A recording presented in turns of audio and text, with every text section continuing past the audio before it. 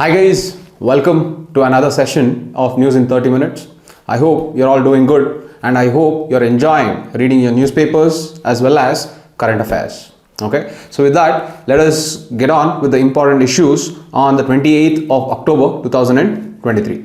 Okay, the first issue of today is deepening ties, India's bilateral trade with Riyadh at all-time high. Okay, so basically this article talks about one part India's relationship with West Asia and the second part how India's relationship with Saudi Arabia is at an all-time high. Okay, as you know, West Asia is a very important part of international relations that UPSC constantly keeps asking questions from. Okay, so you should have some amount of data, some amount of facts, and any initiatives that comes out of West Asia should be known. Also, what you should know is all the current places in news that always comes in the newspapers. Okay, so with that, let us get on with what this issue is all about. First, you have to understand about the relationship between India and West Asia. Okay, so if I take the relationship between India and West Asia, the trade between India and West Asia is at an all-time high. So it is between $240 billion. This is the overall trade of India with West Asia, not just Saudi Arabia, the entire West Asia. Okay, the next is if we consider GCC countries. Okay, so there are 6 GCC countries. Okay, all the countries of the Arabian Peninsula except Yemen are the 6 GCC countries. All right, so if we consider the 6 GCC countries, overall we have 8.8 million NRIs, non-resident Indians in West Asia. Okay, so this constitutes almost 60% of India's NRI. Okay, so this is the importance. The Indian diaspora is highly concentrated in West Asia. Okay, so this is the second part. The third part is according to RBI, from GCC countries, the remittances that we receive constitutes 30% of the total remittances. Okay, so 30% of the remittances, the foreign inward remittances into India is coming from GCC countries or in general West Asia. Okay, this is another fact that is important. The next is we import 85% of oil overall, and in this 85% of oil that India imports, 60% comes from West Asia. Okay, so this shows the importance of West Asia in the context of India's growth and India's development. Okay, so to summarize, if we take India and West Asia, one, the trade is at an all-time high that comes up to around $240 billion. The next is the GCC countries, which accounts to 6 countries in the Arabian Peninsula. They have around 8.8 million NRIs, which constitutes 60% of total India's non-resident Indians. Then, if we take the foreign inward remittances into India, 30% of these remittances are coming from the GCC countries, according to RBI. And the next is, if we import 85% of the oil from all the countries outside India, 60% is imported from West Asia. All right, this shows that India and West Asia, the relationship is not only geostrategic, geopolitical, but geoeconomics. Okay, geoeconomically also India and West Asia plays a very important role in solidifying their relationship. Okay, so this is about India and West Asia part. Now coming to India and Saudi Arabia. Okay, India and Saudi Arabia. All right, so the first point is if we take the trade aspect, we have improved our trade to almost $52 billion. As you got to know a few seconds back, with the West Asia having $240 billion with India, the trade, almost 1/5 of the trade is with Saudi Arabia. Okay, so India is the second largest trade partner. Okay, India is the second largest trade partner of Saudi Arabia. Okay, that's the first point. That shows the importance of India. Okay, the second point is we have a symbiotic bilateral relationship. we have a symbiotic bilateral relationship. So what is symbiotic bilateral relationship? The symbiotic bilateral relationship is we are more on the trajectory of collaboration and not competition. That is, India will usually import oil from Saudi Arabia, whereas Saudi Arabia will usually import food articles as well as manufactured products, semi-precious stones. See, these are the things that Saudi Arabia imports from India. Okay, so when we have a complementarity of goods in trading, that shows that we have a symbiotic relationship between each other. That is the advantage of India-Saudi relationship. The next is Saudi Arabia has launched an initiative called Future Investment Initiative. Okay, so they want to diversify their investment. So for that they have launched something called Future Investment Initiative. Again, this question can come, what is this Future Investment Initiative? Which country has launched this? So you should know the details with very clear mind. Okay, so you can now see whatever up to this point that I have taught. From prelims perspective, what all questions can come? The questions that can come is which has the largest diaspora of Indian population. The second is how many countries are present in Gulf Cooperation Council, that is GCC. Are you understanding this? How many countries constitute Arabian Peninsula? Or which country has released Future Investment Initiative? See, like this, questions can come within the entire issue itself. Several prelims questions can be framed with just one issue. So you should always have a knack as well as a keen observation on these facts as well as any keywords. Okay, you should always have a keen observation, a keen eye over these things. Anyways, coming back to this, if I take India and Saudi Arabia, one trade we have $52 billion. That accounts to almost 1/5 of the trade with West Asia. The next is India is the second largest trade partner of Saudi Arabia. So economically speaking, India plays a very important role. The next is India has a symbiotic relationship with Saudi Arabia. As I told you, our goods complement each other, they don't compete. The third is Saudi Arabia has launched something called Future Investment Initiative, wherein it is looking to diversify its economic investments, and India is seen as the next frontier for investment by Saudi Arabia. They are also looking, or they are seeking more investment, especially in the in the sector of lab-grown diamonds. See, they are more interested to collaborate with India, especially in the sector of lab-grown diamonds. Okay. So the next point is India is the fourth country. Okay, India is the fourth country to sign Strategic Partnership Council. Okay, it is the fourth country to sign Strategic Partnership Council with Saudi Arabia. Okay, so it is the fourth country to sign a Strategic Partnership Council with Saudi Arabia. This was done in 2019. Okay, so this is the fourth point. The next point is, there is a, if you take the crisis around the world, okay, if you take the crisis around the world, you have one Russia-Ukraine war. The next is you have Hamas, Israel war. Then you have USA-China tensions. Okay, so you are seeing all these disruptions that are happening around the world. So when you are observing all these disruptions around the world, now these disruptions will point out that an effective bilateral relationship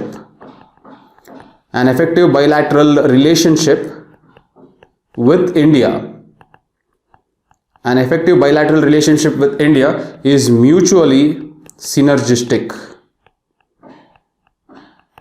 Okay, an effective bilateral relationship with India is mutually synergistic. Not only Saudi Arabia is looking at India as an important and attractive investment arena, but the entire world now looks at India as and very attractive investment corridor. The reason is because of the political stability, the economic potentiality, and the stable social harmony that is maintained in India. Okay, this shows that in the world where there is crisis happening in the entire course of Russia, Ukraine, or Hamas, Israel, or USA and China tensions, India is becoming a lucrative place, as well as India is now becoming effective bilateral relationship target for mutualistic synergy amongst the countries with India. Okay, so overall, India is becoming more and more attractive as global crisis is exploding exponentially around the world. Okay, so that is the fifth point. And the last point, the sixth point, will be to improve the connectivity. Okay, if West Asia has to improve its connectivity to the Pacific, or it has to improve its connectivity with other parts of Asia, then this IMEC, that is India Middle East European Economic Corridor, becomes very important. Now this corridor is important not only for India but also for West Asia, because it will help West Asia also to diversify its economy and to improve trade within Europe as well as with Asia. Okay, so you should understand that West Asia falls at a junction of Europe as well as Asia. So by successful implementation of this corridor, the India Middle East European Economic Corridor, not only it helps India, but it helps West Asia, which will be a pivotal in connecting both Europe as well as Asia. Okay, so to summarize the importance of India-Saudi relationship: one, we trade at $52 billion, that's 1/5 of West Asian trade, and India is the second largest partner of Saudi Arabia. The second is we have a symbiotic bilateral relationship with Saudi Arabia where our trading items complement and not compete. The third is the Future Investment Initiative looks India as a very lucrative region for investment, especially in lab-grown diamonds. India was the fourth country to sign Strategic Partnership Council in 2019. The next is, with the start of world crisis, effective bilateral relationship with India is seeming to be mutually synergistic. And the last is the connectivity, where West Asia can play a pivotal role if India Middle East Economic Corridor is successfully implemented. Okay, so these are some of the points given in this article. It is very beautiful. As you know, these points are very effective to be you can just replicate these points in your answers if West Asia is a question that it is asked. Okay, in GS2 international relations as well as in prelims, West Asia is a very, very important concept. So I hope that you have made a note of these points. Okay, so this is the first issue of the day. The second issue talks about another international relations question, that is India-China partnership, its vast global potential. Okay, if you see this, the article is putting India and China relationship in a good light. Okay, this article is written by an individual who belongs to a Chinese embassy in India. Okay, this information is not important. The reason I'm telling you this information is this article gives you a very different perspective, because all these days you will be reading, there are tensions rising between India and China. There is competition between India and China. China has negated India's moves in different ways. India has negated China's moves. So there is constantly negative light of India and China relationship. So this article gives you a fresh outlook of how India and China actually can work together to create global change, and how India and China has the responsibility as well as the ability in order to spread what this author calls as Oriental wisdom. Okay, so this author says that India as well as China has an opportunity to spread the Oriental wisdom to the world. Okay, as the world crisis is exponentially being blown up all across the world, China and India actually take this as an opportunity to make sure that the Asian values are spread across the world. Okay, that is what this article tells. However, I'll divide this article into two ways. One, the author tells about what is the commonalities. Okay, what is the commonalities between India and China. Okay, so this is one, that is the that is what the author says. So first, let us talk about the commonalities, what the author tells in this article. The author basically talks about three commonalities. The first commonality is, the author says that the Chinese people seek world with fairness and justice. The Chinese people seek world with fairness and justice, and the Indian people also seek a concept called Vasudhaiva Kutumbakam. Correct? So we see world as one family. Okay, that shows that there is commonality between the two people. There is commonality between the two civilizational values. This is the first point. Okay, the second point is that both India and China forged what they call as Panchasheel principles. Okay, both India and China forged what we call as Panchasheel principles. Now this Panchasheel principles has become a base for the present international order. This is the second point.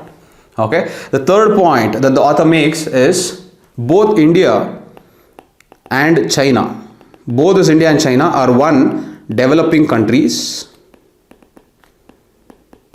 Okay, the second is they are emerging market economies, and the third is both have more than 1 billion population.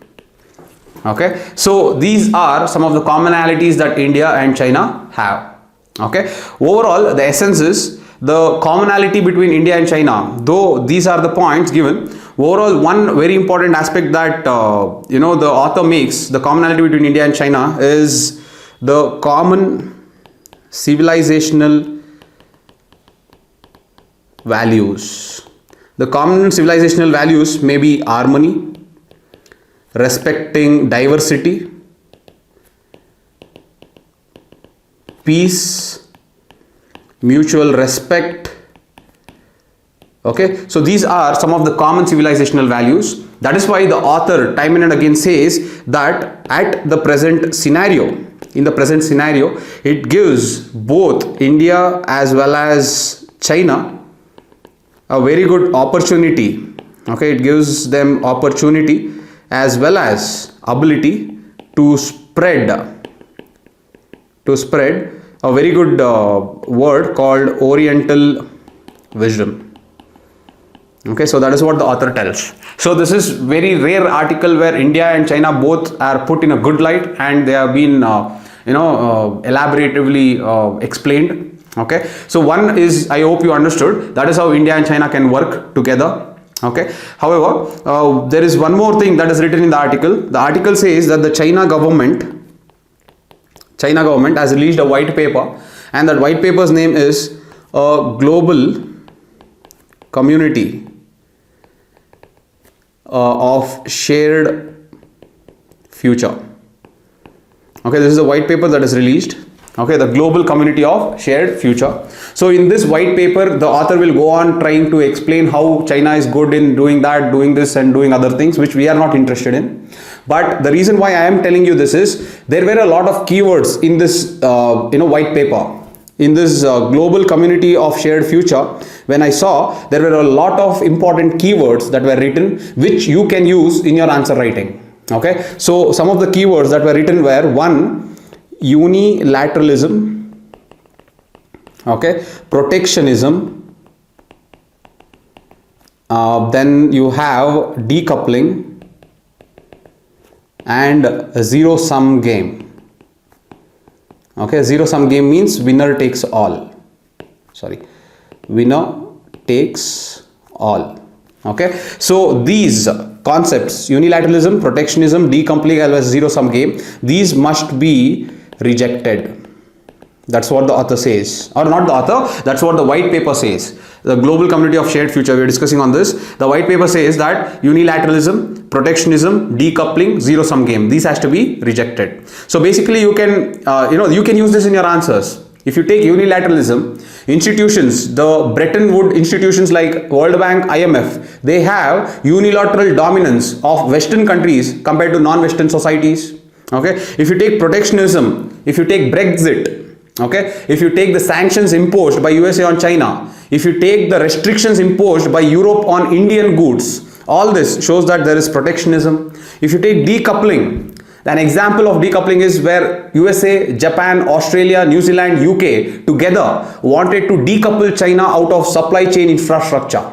Okay, so that is decoupling. Then if you take zero-sum game, the zero-sum game is basically the war that is happening in Russia and Ukraine, the war that is happening in Hamas and Israel. All this points out to zero-sum game. Zero-sum game is you are negating collaboration. Collaboration is basically a positive sum game, but competition is basically a zero-sum game. Okay, so this is something that must be rejected. As I told you, these are pointers that you can use in your answer. Forget the global whatever white paper that the Chinese government is given. It is just that the points given inside this white paper is very good for you to replicate in your answers. Okay, so these are the 4 important keywords. The next is, they say that the old path of colonialism and hegemonism, the old path of colonialism and hegemonism always reaches dead ends.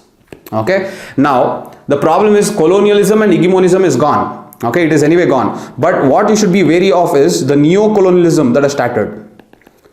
Okay, neo-colonialism that has started. So if colonialism was imperial countries who are physically coming and occupying or invading the colonies, neo-colonialism is basically the same imperial countries are trying to gain control via digital medium.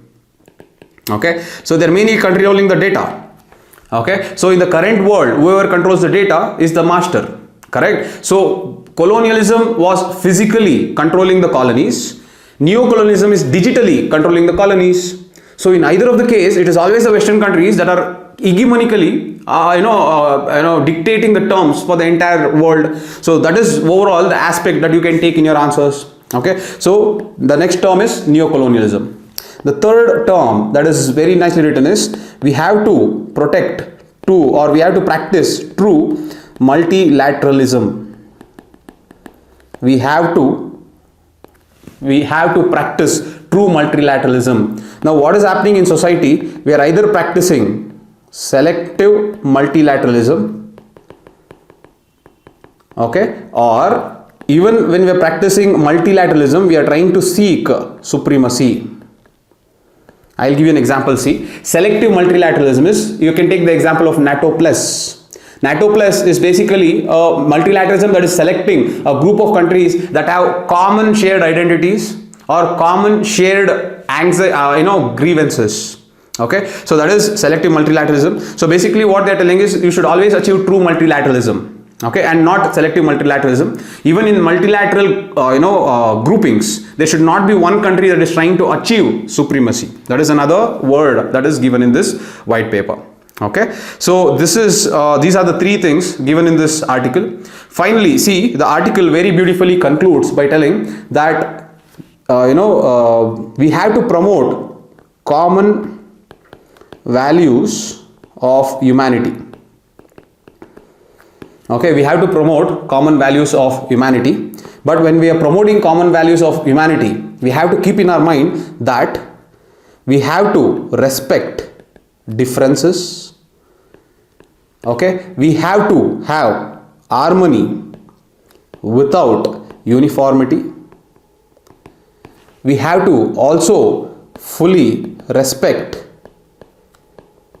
diversity. Diversity of civilizations, and we must also provide every nation to choose independently the type of social systems. See, this is a very good conclusion that you can use your answers. You don't have to wait for India-China relationship for this answer conclusion to be used. Basically, common values of humanity must be promoted. Okay, we must promote this. But when we are promoting the common values of humanity, we must always respect differences. Differences should not be seen as mutually exclusive. Differences must be seen as inclusive for development. Okay. Next is uniformity should not always be sought. Okay. There should always be harmony without uniformity, because every difference can have its own opportunity. Okay. The next is we have to fully respect the diversity of civilization.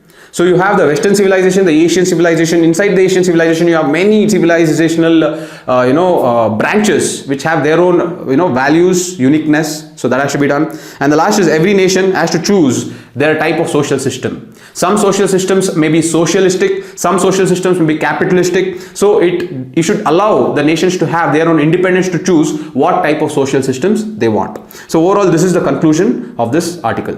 So first, they talk about the commonality of India and China. Okay, then they give a glimpse of how this global community of shared future, the white paper of China government is given different provisions. However, for us, whatever the keywords that are given are important for us to replicate in the answer. And finally, there was a conclusion that says that common values of humanity must be practiced and promoted. However, while reserving for differences, promoting diversity, respecting diversity in civilizations, as well as having every nation an independent, sovereign, choosing ability to opt for whatever social systems they want.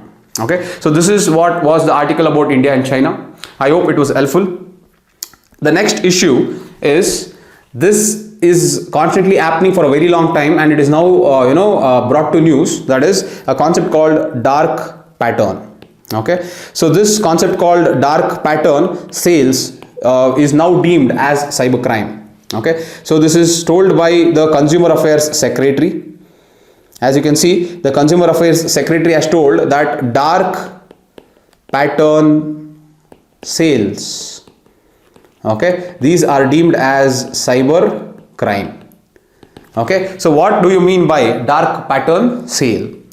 Okay, any software, website or app, okay, that nudges customers to buy products, okay, to buy products which they did not intend to buy.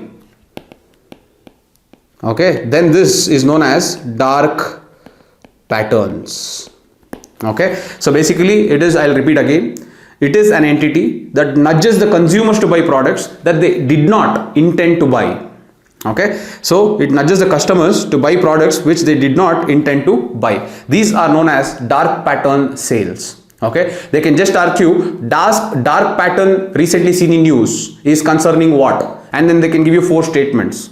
So I hope whenever you get such terms, you should have very good clarity of what it means. Okay, however, I'll give you an example. See what is happening. If you take this was given in lines with Indigo Airlines.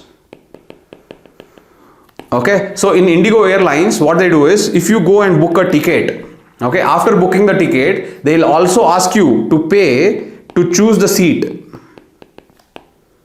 Here they make sure that the window seats or the aisle seats will be of higher end or more prices, whereas the middle seats will be of lesser prices. So this is more or less nudging the customer to buy unwantedly. Yes, so this is known as dark pattern sales. Okay, so dark pattern sales is again deemed cybercrime. This is told by Consumer Affairs Ministry. So Consumer Affairs Secretary. Okay, now I'll also give you 2 more instances of dark pattern sale. Now one pattern is, see, you have dark pattern, you understood what is dark pattern sales. Within that comes something called false urgency. Okay, it is just creating a sense of urgency in a false manner. That is, you are trying to make sure that this particular edition is limited. It is getting exhausted very fast. So it kind of creates a false emergency on the consumers in order to buy that, even though they did not intend to buy. This again becomes a dark pattern sales. One more example is the interface interference. Okay, the interface interference. This is another type of dark pattern sales. What is interface interference is, see, websites are designed, okay, they are designed such that few aspects are highlighted and few aspects are purposely obscured. Okay, now few aspects are very highlighted and few aspects are obscured. I'll give you an example. See, if you go to any website, there is a huge ad that comes. When the ad comes on the screen, you will have that X mark. That X mark is purposely created with such small font and with transparent background that if you try to click on this X, it becomes very difficult. You end up clicking on the advertisement rather than on the X. Okay, so this is known as interface interference. Okay, you are interfering with the interface to fool the consumer. That is what it means. Okay, so these two are examples. False urgency as well as interface interference are nothing but dark pattern sales. You are nudging the customer to buy though the customer did not intend to buy. This is dark pattern sales. And Indigo has been warned for doing that when it comes to purchasing of tickets and then seeking the consumers to buy the seats. You are nudging the consumers to buy the seats unwantedly. Okay, so this is what is dark pattern sales. Okay, the next issue is Jharkhand is to develop tribal development digital atlas map to this tribal tribal digital atlas map will basically go through the database of all the tribal villages, and it will map the conditions of these tribals in these villages. Okay, now this is just an example that you can use. So Jharkhand is starting to do this with a baseline survey. This is the first phase. Okay, so in the first phase it will have a baseline survey that will try to compile all the PVTGs, the particularly vulnerable tribal groups. Okay, later on in the second phase they will try to cover all tribal villages.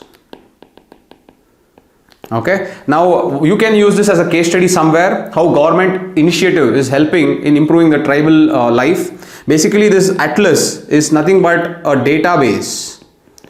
Okay, this database constitutes one PVTGs and the next is other tribes. So having the database, this database also has something called critical gap survey. What is critical gap survey? Critical gap survey is the current status minus standards. Okay, the current status may be the socio-economic conditions. Okay, this is the current status, and the standard is the standard set in the social and economic index. Okay, so if you compare the current status with the standards, what is the gap remaining? There are places that may be wide gap, there are places that will have narrow gap. So you'll understand the gap also along with the current status. So this is what is the Tribal Development Digital Atlas. It basically is focusing on three things. One is socio-economic infrastructure. Okay, the second is health facilities.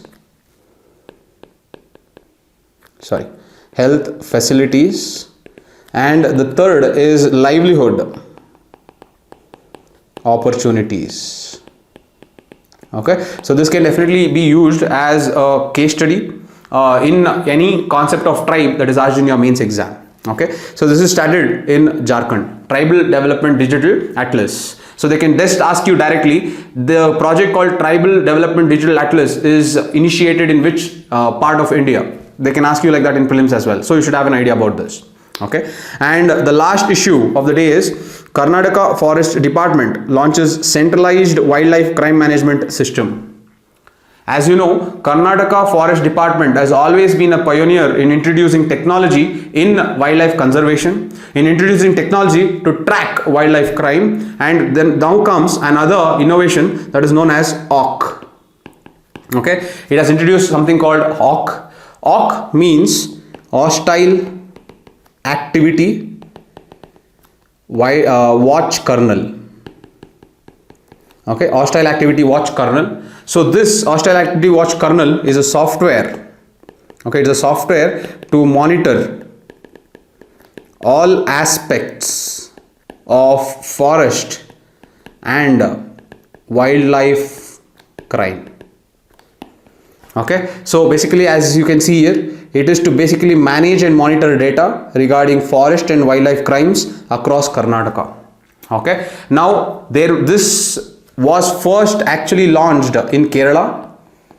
Okay, and they have customized it for the needs of Karnataka, and they have launched it second in Karnataka. Okay, so in India, if they say this HAWK technology is launched first in Kerala, however they have customized it a lot and they have created it much more elaboratively that can suit the conditions in Karnataka. Okay, so this is the hostile activity watch kernel, which manages all the data regarding forest as well as wildlife crimes that will help us monitor as well as create policies that can reduce forest crimes as well as wildlife crimes in these states. And obviously this becomes a laboratory, and once it is successful in these states, we can extrapolate it and apply it to all the forests across India. Okay, so this is another innovative measure or innovative technology, especially to conserve forest and to reduce crimes in forest. Again, this can be used in GS3, as well as they can ask you about this technology itself in prelims exam. Okay, so these are the issues of today. I hope it was helpful. So you understood, whenever you are reading the issue, you can always study from mains perspective, but you should also have a keen eye on prelims perspective as well. Okay, so these were the important issues of today. I hope it was helpful. If you liked the video, please like, share and subscribe, guys. Thank you so much for all the support. I'll see you tomorrow. Bye.